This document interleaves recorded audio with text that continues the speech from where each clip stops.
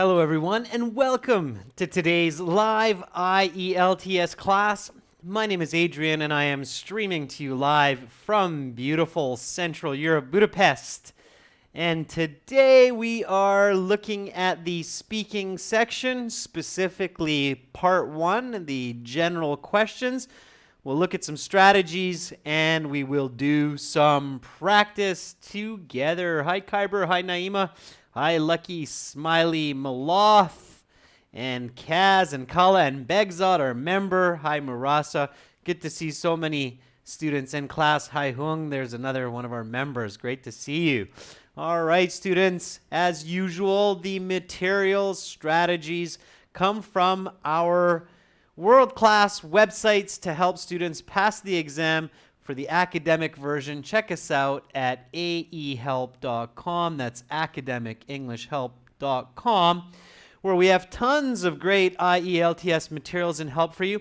As well, we help students with their statement of purpose or statement of intent document for master's and doctorate studies and academic CVs. So check out those additional services on those websites. If you're studying for the general version of the test, check us out at gieltshelp.com or generalieltshelp.com. Just really quickly, those websites, hi Vivek, hi Ferdovs, those websites, they look like this. This is the academic website. It's responsive. It works on your phone or your tablet as well. You can click that big red button to get your My Student account. Once you're in your My Student account, you have access to all of our wonderful materials, including interactive practice exams, a full online course, curriculum books, workbooks that you can download, lesson videos, and much, much more. So definitely check that out. Same idea for the general version of the test. It's just the green background. Click that red button to join there. All right, students, if you have questions, comments, concerns, don't be shy. Send me an email, Adrian, that's my name, Adrian, at aehelp.com.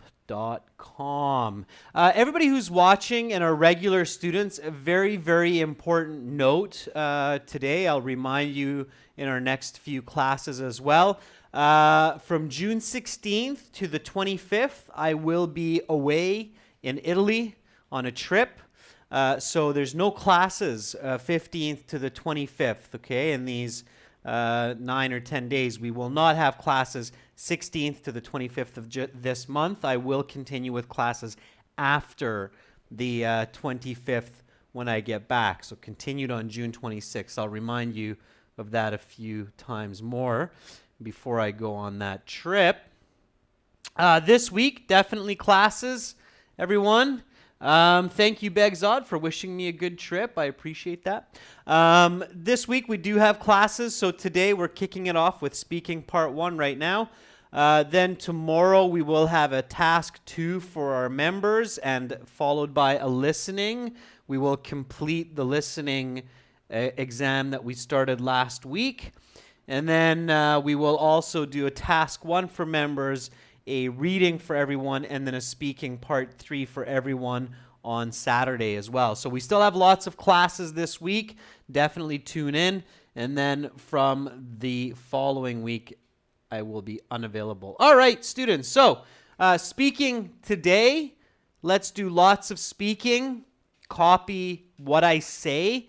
Can anybody guess what kind of English I use? So what is my accent? If you know, don't say. Try to allow students who have no idea to guess just from my speaking so far. So what is my accent? And again, today it's speaking, so make sure to repeat lots in this class. Don't be shy, okay? To do well on the exam, to get those high band scores, you need to be confident. You need to have lots of confidence.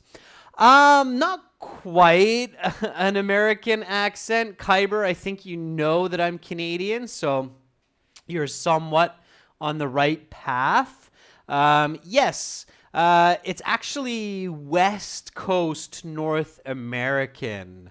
I'll let you in on a little secret, viewers. A lot of people think that Canadians and Americans have different accents, and that's only half correct. Okay, I'll show you something interesting here. So just imagine that this is, just drew Alaska as well there for us, but this is North America more or less here. Okay, with Mexico down here. And then here's kind of USA and Canada. So when you think about accents, students, this is, we're getting into Alaska here, so I should draw a border there. So when you're thinking about accents, a good way to think about it, my accent is from here. It's from Vancouver Island, from Victoria. This is where you find Vancouver. Toronto on the other side here, of course, New York City on the other side as well. So when you're thinking about your North American English accents, okay, yes, Juan Pablo, Canada's landmass is bigger than US. We're a little bit bigger, but we have a lot of place up here that's cold and it's very difficult to live. So 80% of people in Canada live close to the border. Anyway, students, when you think of accents, so when you think of English in North America, a good way to think about it is West Coast North American. So people, actually, I should go all the way up here. So people who live on the western seaboard, we all kind of speak one type of English or one kind of accent. So when you speak to somebody in Vancouver, they will sound very similar to somebody in Seattle, San Francisco, even Los Angeles, okay? When you speak to somebody on the eastern seaboard, like New York or Toronto or even Miami, they will sound a lot more similar to each other. So we have kind of an East Coast North American accent. Then we have another accent in the northern central part of US and Canada. And then another accent that's very different in the southern Bible Belt of the United States. So that's just kind of something interesting when you're learning English and you're studying different kinds of, or hearing different kinds of accents.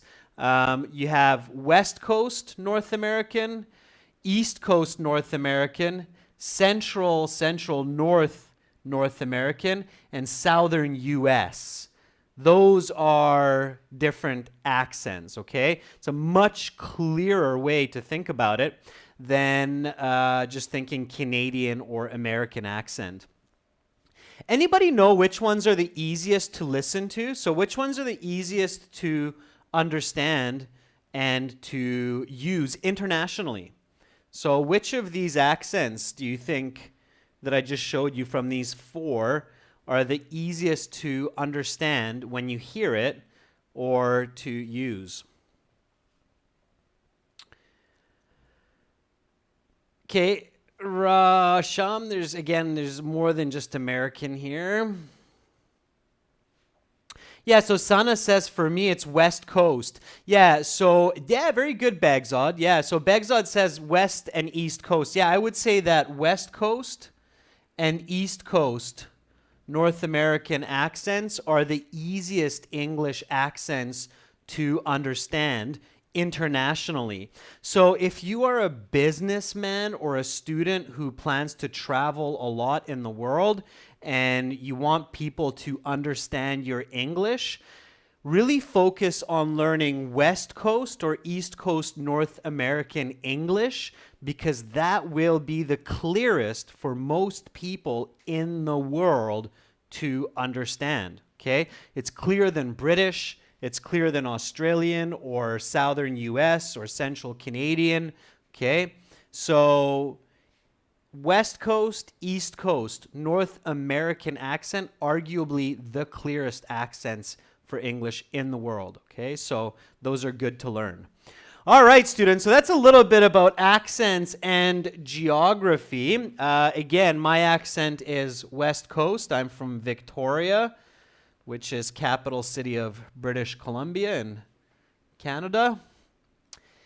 And so it's a fairly clear accent. So again, it's a good one to repeat, not to blow my own horn, but it's a good accent to practice, to learn. All right. All right, so let's get into our speaking. Now, we are in the speaking exam. We're confident, we're loud, we're clear. The exam is recorded. If you disagree with your mark, you can ask the IELTS to have it remarked. It costs money, but you can ask for that. If they are going to remark your speaking, they need to use the recording that they record, okay? And so it has to be loud and clear. If you talk quietly like this and they can't hear what you're saying on the recording, guess what happens? They're not going to give you a mark, and you just wasted your money to try to get your score increased. So it doesn't work that way. So speak loud. All right? So speak loud and clear. I wonder if you even heard me there. All right. Okay, so loud, clear, use your body language, okay? Don't cross your arms. Don't put weight on your chest, okay? Breathe. Yep, stay confident. Think about the examiner as your grandmother or your grandfather. They don't know what you're talking about. Speak in full sentences, okay? All right, so let's get into it. Now, the examiner for part one will try to make you feel comfortable. They will ask you some questions on a general topic. So here we go with part one, a couple of warm-up questions. What is your full name? Let's get going. So what is your full name? Please give me a nice answer for this, students. And always practice saying this nice and loud. Have a couple of different ways to express yourself so you sound natural and fluent. What is your full name? Okay. Hi, Mariko. All right. Begzod says, my given name is Begzod and my surname is Sayanov.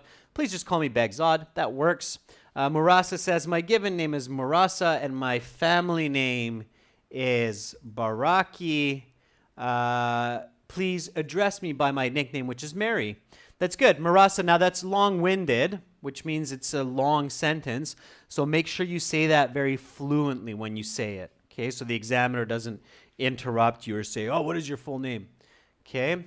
Leonardo Lobo says, my full name is Leonardo Hirsch. My given name is Leo. Please just call me Leo. Okay, that works.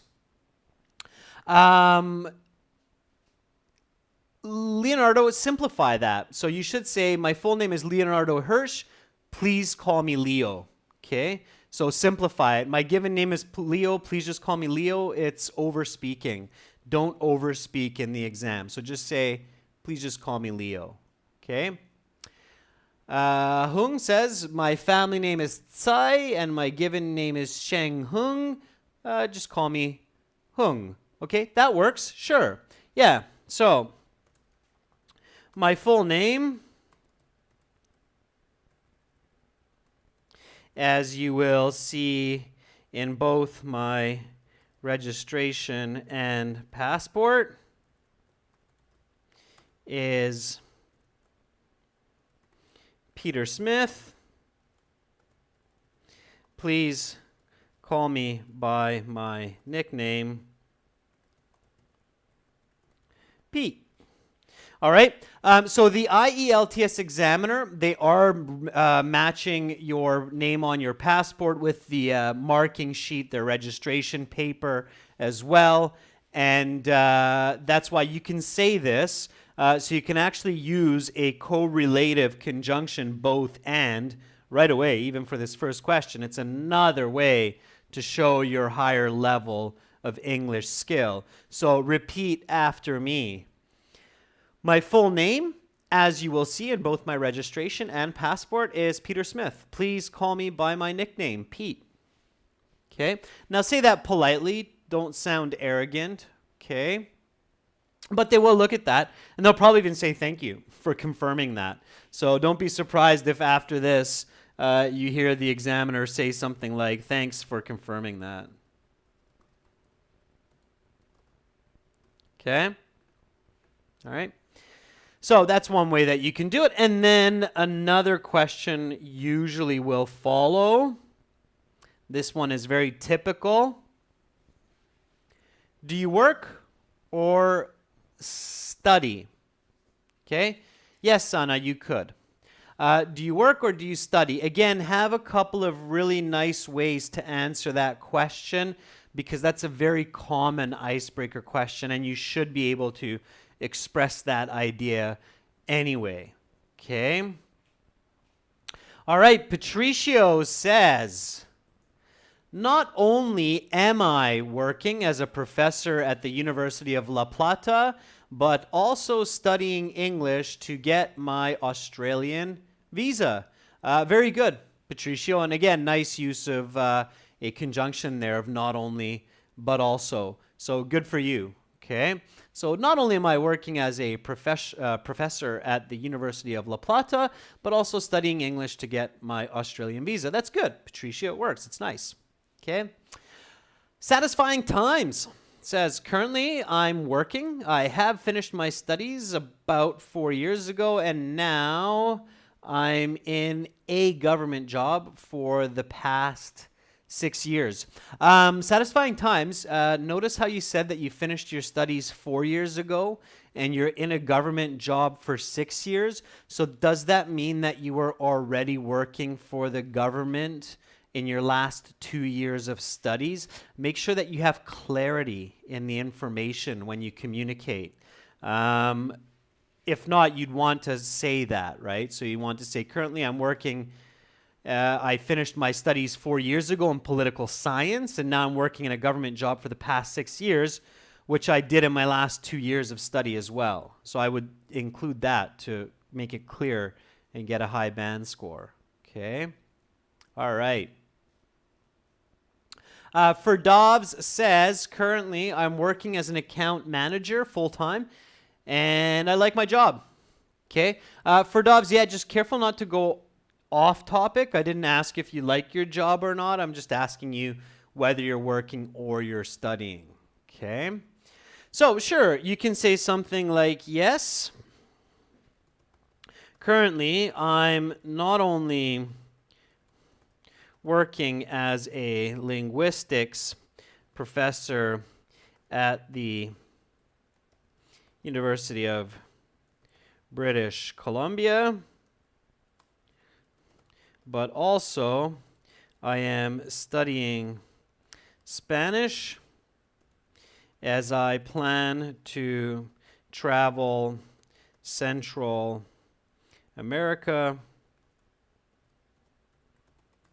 this coming fall.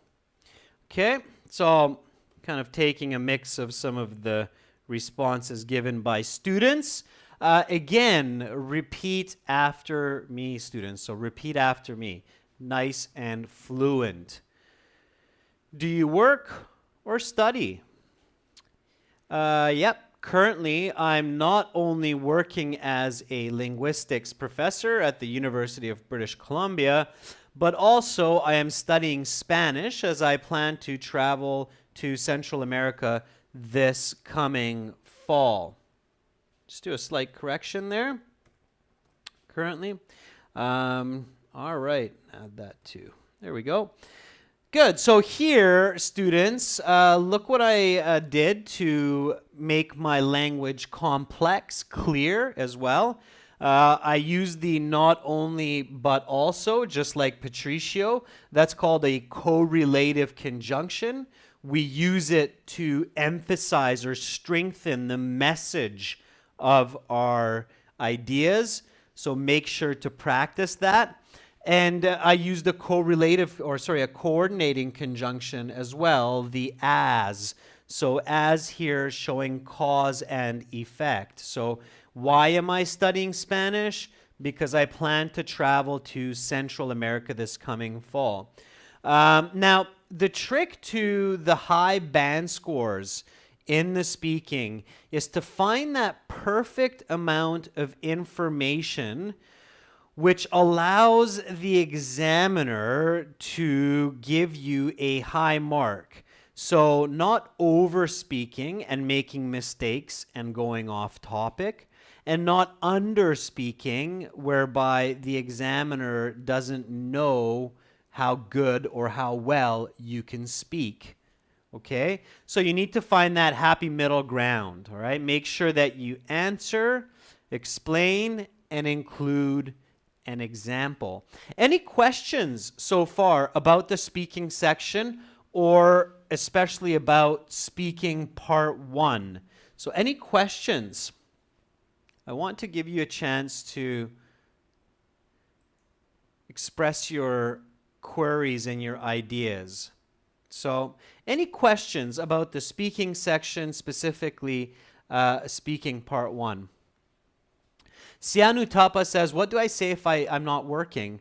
Sianu, that's a good question. So a couple of things you can say. Here's a nice expression.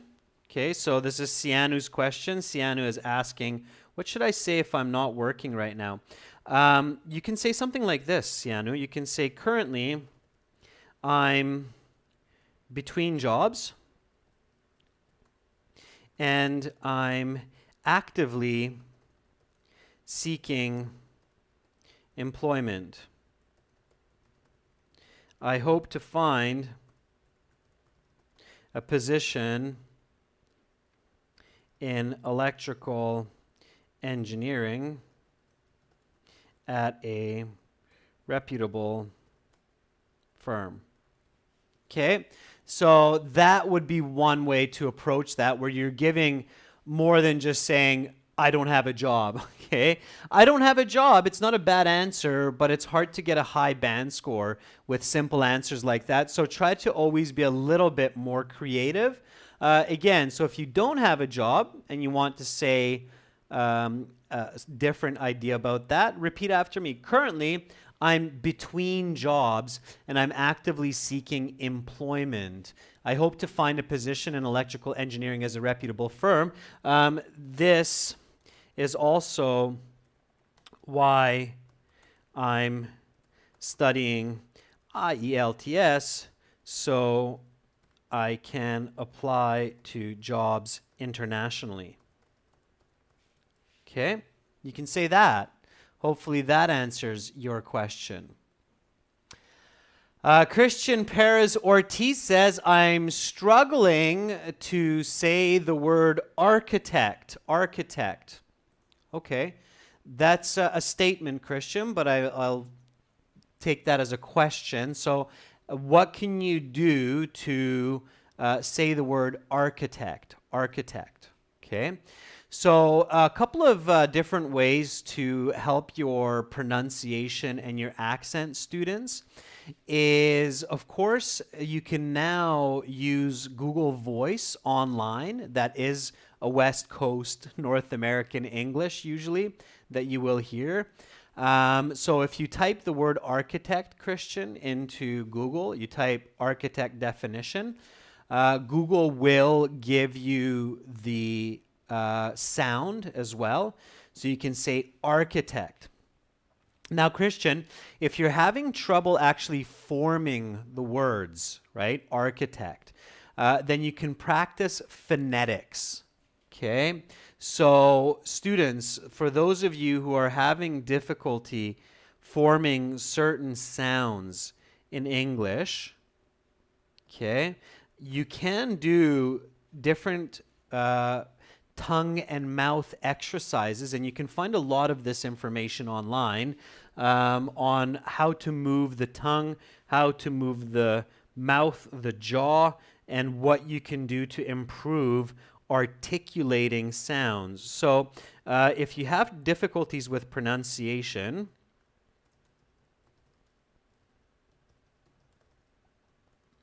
search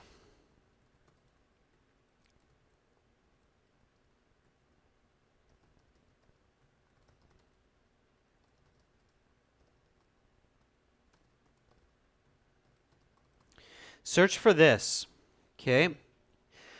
Articulating English sounds exercises, all right? Also, you can search for English phonetics. Okay, so articulating English sounds, exercises, English phonetics, search, where I'm going to use one of our most modern verbs, Google. I love it. These terms, okay? And you will find some very interesting websites to help you with that. So very good question, Christian. The word is architect. Architect. I'll show you how my mouth moves there. Architect. Okay, that's the movement of the mouth with a tongue inflection, deflection. Okay. All right. So I'll take some more.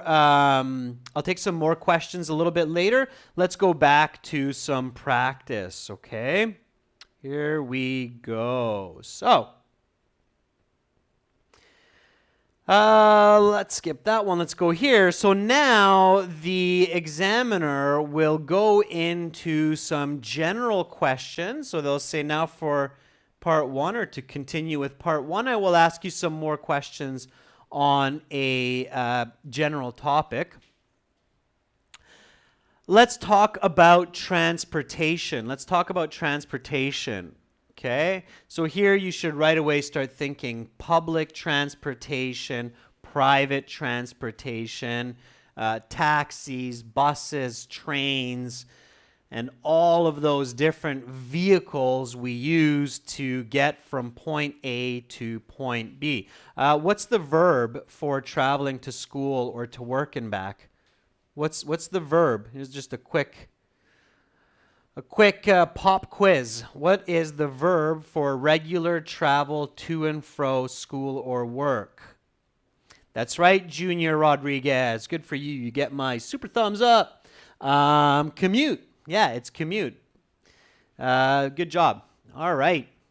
So here we go. First question. Do you know how to drive a car? Do you know how to drive a car? Give me a nice full sentence answer for the question of do you know how to drive a car? Shivjit, Sandhu, yes is not enough for me to give you a band 9. If you say yes, then I know you have good comprehension. But that's the listening set. That's what the listening section's for. The listening section in the exam tests your comprehension, not the speaking section. So if you just say yes, I know that you can understand the question, but it's still not good communication or strong English communication. So you need to say more. Ken Idris says, yes, I know how to drive a car. That's okay. That's an okay answer. Lucky Smiley, no, not probably is not correct English. Muammer Guksun, of course, yes, is still a little bit less. Saif Gongi, that's a good answer. Saif says, yes, I do. I have had a license since 2007. Yeah, so that's a much more powerful answer by Saif. I'm going to take that, Saif. Thank you. Why is that a more powerful answer? Yes, I do. I have had a Class 6 driver's license since 2007. Whoops. And in fact, I'm even going to turbo it up a little bit, Saif. And in fact, I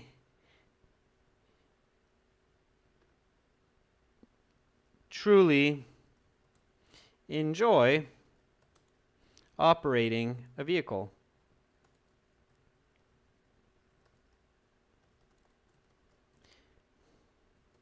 Okay. So, but even if we just stop in the first part here, that Saif said, it's perfect. It's a band 9. So, yes, I do. I have had a Class 6 driver's license since 2007. Why is that a good answer, students? So, why is Saif's answer a band 9 answer? If I'm the examiner, why can I now give Saif a band 9 if his pronunciation and his fluency are good, then I can check off a couple of boxes. What can I do? Why? As the examiner, what can I do? Why can I give him a good mark there?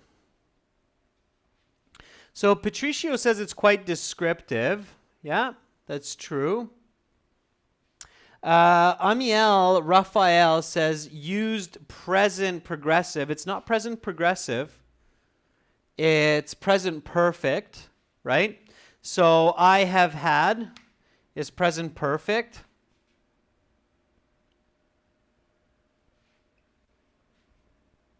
Okay. Now here is a good question. Why is safe using present perfect in this answer? So a high-level English speaker will often use present perfect to answer this question. Do you know how to drive a car? And they'll say, yes, I have had a Class 6 driver's license since 2007. So why use a present perfect in that? Juan Pablo says, because, well, he's showing his life experience. That's good, Juan Pablo.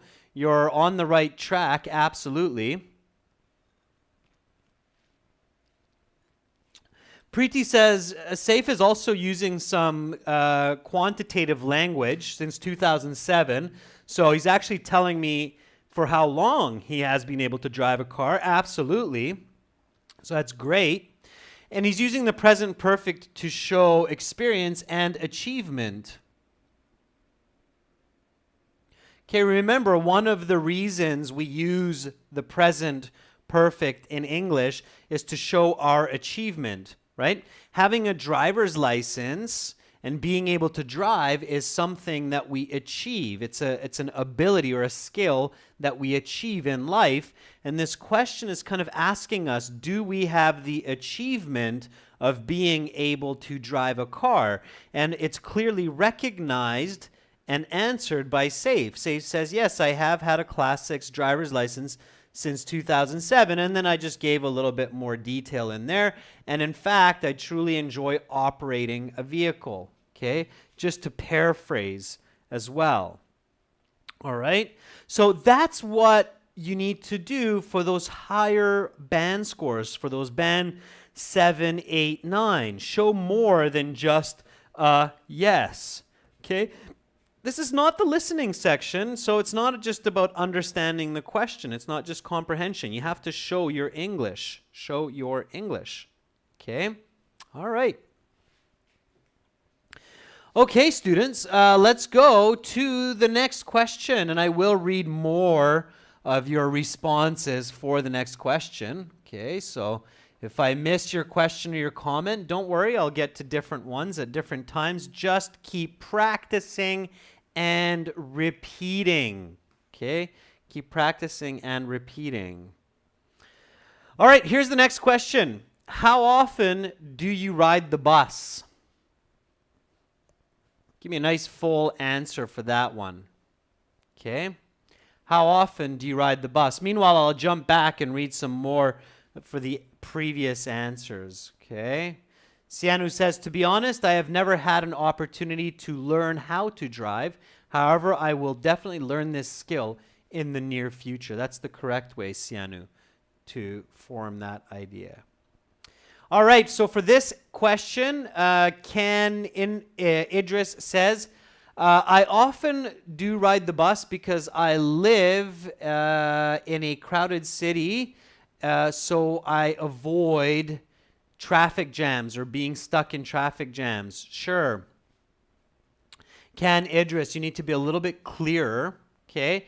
Why does the bus provide you convenience in a crowded city? Okay. Yes, I often do ride the bus because I'm living in a crowded city. I'm not exactly sure why you're riding the bus still. You have to tell me because it's faster than driving a car, or you avoid a lot of foot traffic. So you have to be a little bit more explanatory there, Idris, with that idea.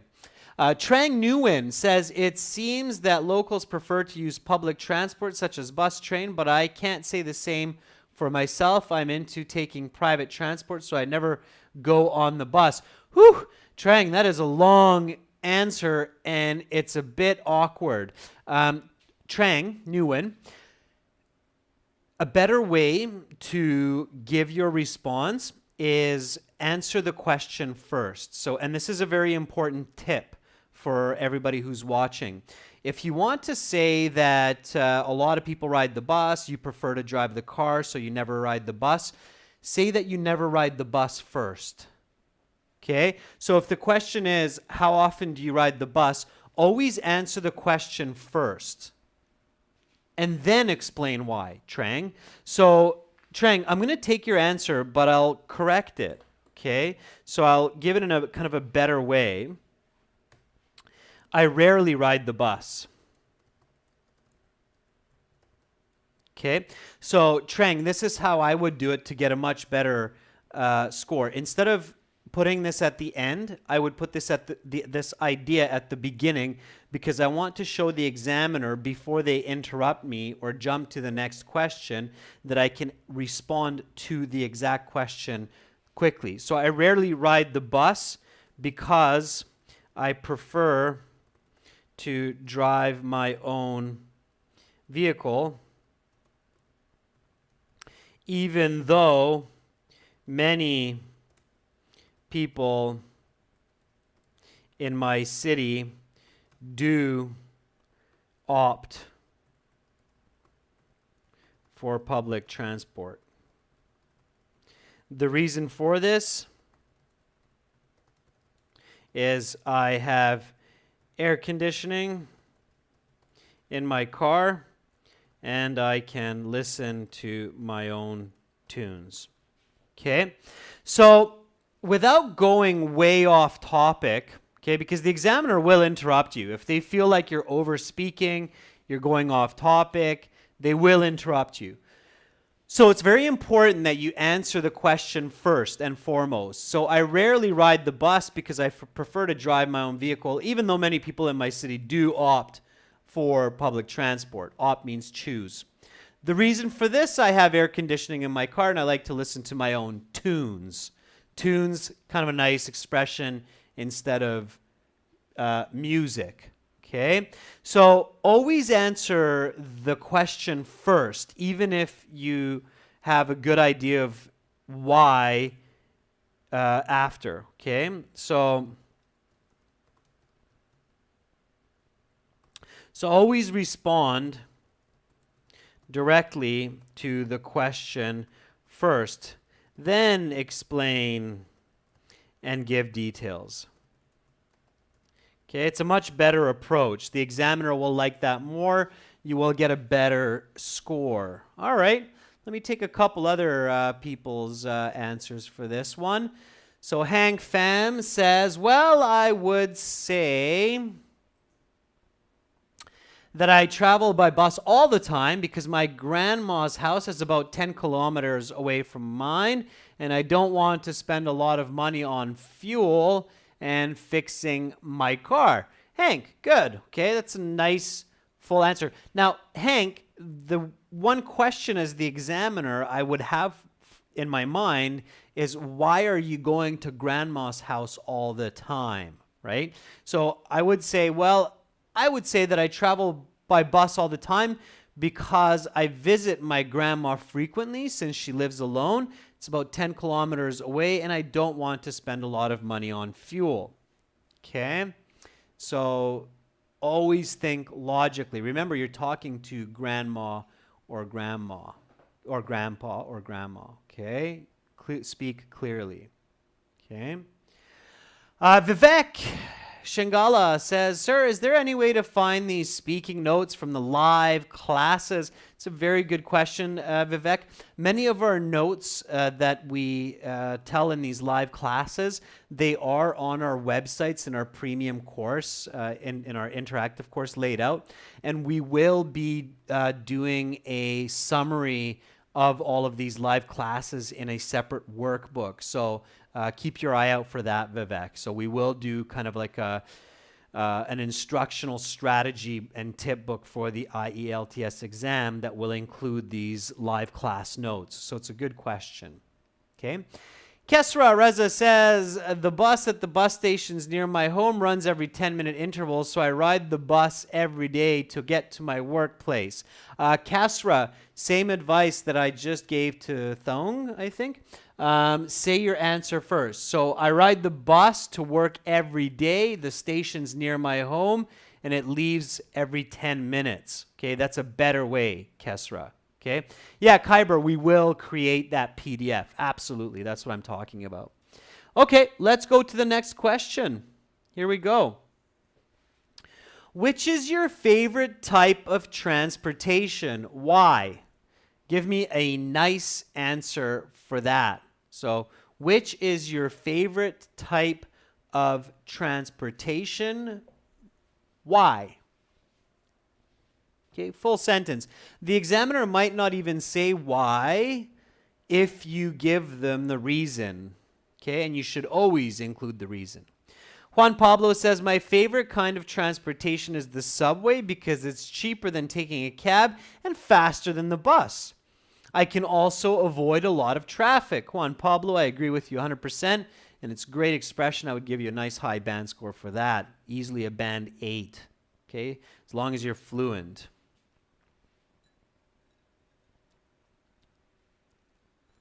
Ria Majumder says, I prefer the metro because it is cheap and fast.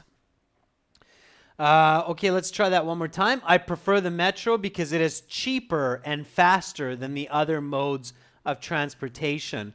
The relative is cheaper. So Ria, remember, faster, cheaper. Okay, you need the ER on both of those. So faster, cheaper. Okay. All right. Firdavs says, as I mentioned before, my beloved carriage is my comfy car. The reason for this is not only that it has air conditioning, but it's also faster and better than riding the bus. Okay, Firdavs, that works. Yep. Carriage, interesting way to refer to your car, but it's doable. Okay, it's possible to do that. Haung says, the MRT is my first and best choice, not only because it's faster, but also cheaper. MRT, do you mean, Hung, the metro by that? I'm not familiar with that acronym. Okay. All right. My favorite mode of transportation is the bicycle because it's a kind of exercise so I can stay healthy and avoid heavy traffic at the same time. Yeah, that's good. Okay, that works. So don't forget about the bicycle. We always think of powered vehicles, but don't forget about manpower, those legs of ours and working our lungs and exercising.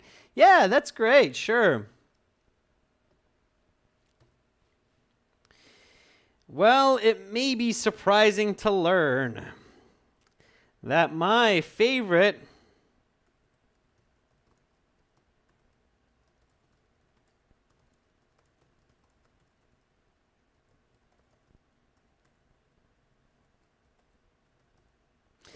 my number one choice when it comes to transportation is my trusty Schwinn bicycle.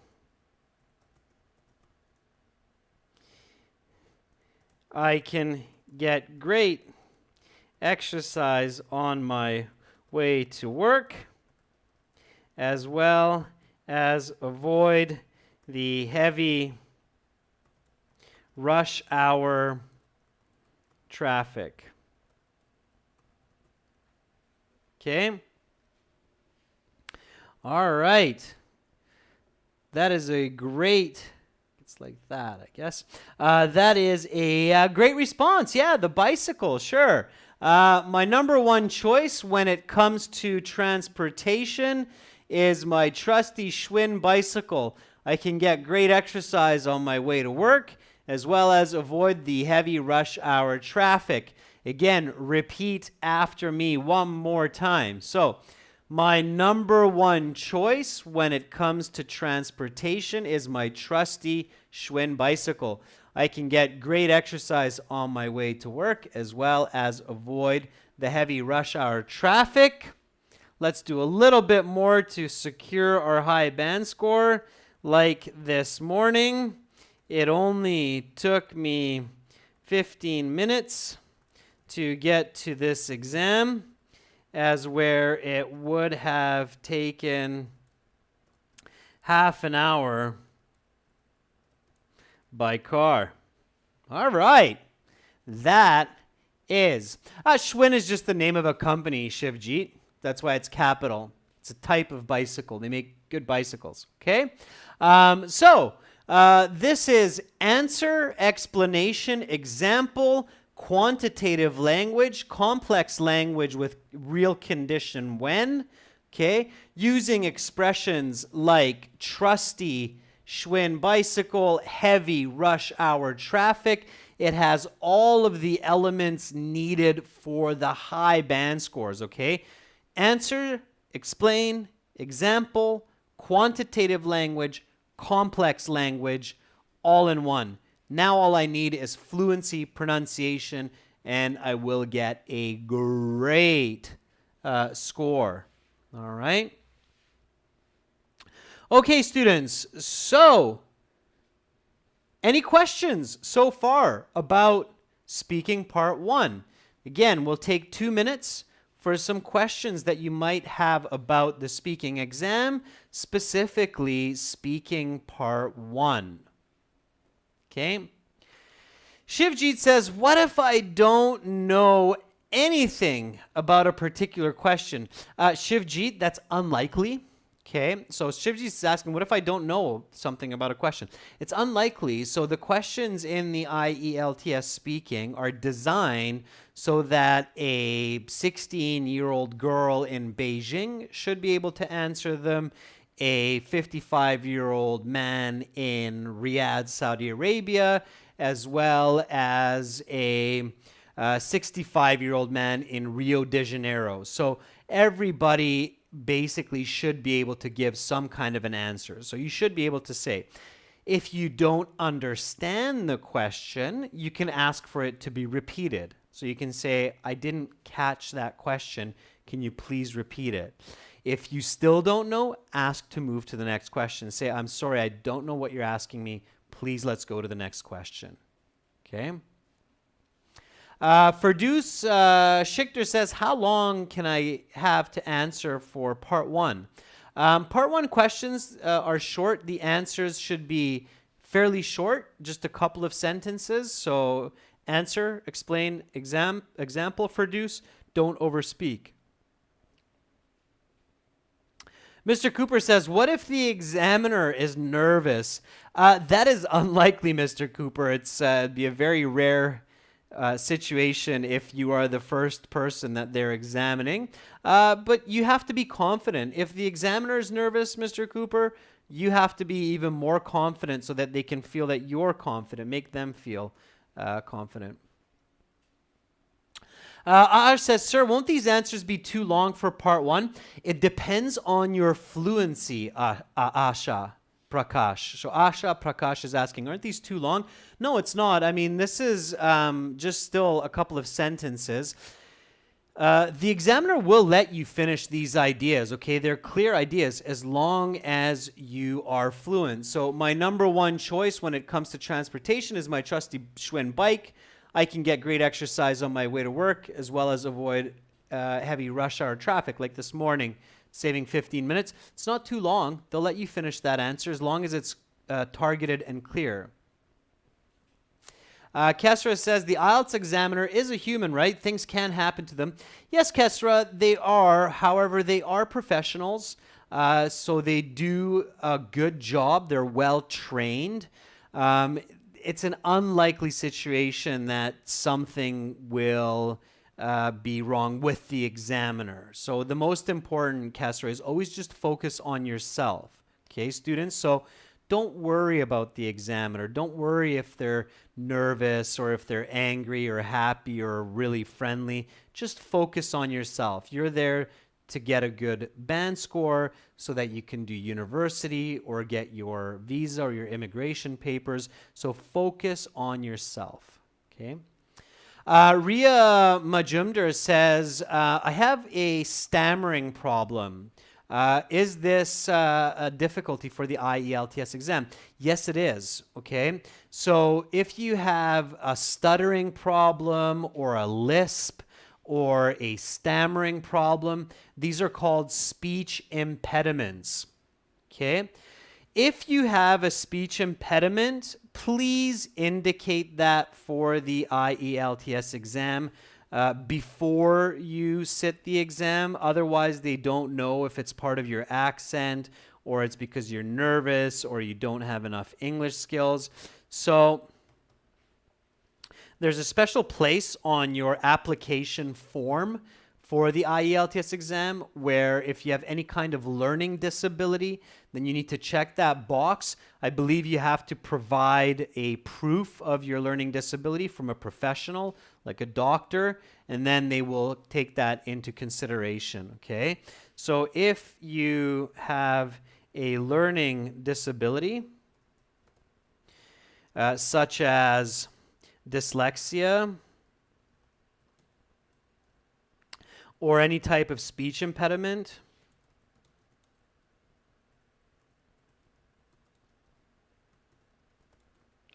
make sure to indicate this on your IELTS application form.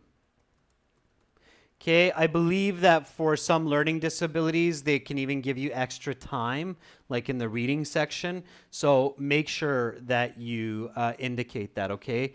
Don't be shy about it. Just do what you have to, okay? All right. Sianu Thapa says, how many points does speaking part 1 have out of 3? It's kind of an overall, Sianu Thapa. So part 1 is more of just a warm-up. It's basically a full point, so it's a full third of your speaking mark. But your overall band score, Sianu, for the speaking is a comprehensive score. So they look at your performance in part 1, 2, and 3 together to give you your band score. Some students, if you're really nervous in part 1, you have trouble speaking, but then you do a really amazing job in part 3, you can still get a very high band score. Okay? All right. Okay, students, we will do more Q&A at another time. That is all for today. Here are 3 more questions you can try on your own. Where can you catch the nearest train in your area? How has public transportation changed in the past 100 years? When you ride a bicycle, what should you do to stay safe? 3 more questions. You can record those on your phone. Send them to me for a mark estimate. You can send them as an MP3, please, so I can listen directly from our email. And then I will tell you what kind of a band score you can expect, okay? So again, my email is adrian, my name, Adrian, at aehelp.com. Those questions, again, are these 3 here, okay? You can see that in the video later on. The video will be on the YouTube channel as well. This is our general IELTS website. You can check us out there, join the full course, click that red button, get our 100 hours of video lessons, fully interactive course, as well as 6 original practice tests. Here I'm in the academic. You can open these up and then you can see that there's lots and lots of different interactive courses and slides for you. You just have to keep opening those up and working through them. Students, do yourself a favor. To get a high band score, to save yourself stress, save yourself money in the long run, use our full courses. They will help you. And that's it for this class. Thank you for the great participation. You're very welcome, Kesra. You're very welcome, Sianu. Juan Pablo, if you want to do the academic one, make sure you go to aehelp.com. Okay, that's where the academic IELTS is. Haung, you're very, very welcome. You've been a great student these past several weeks. Regular participation is a great step towards success. Yasul Cho, you're very welcome as well.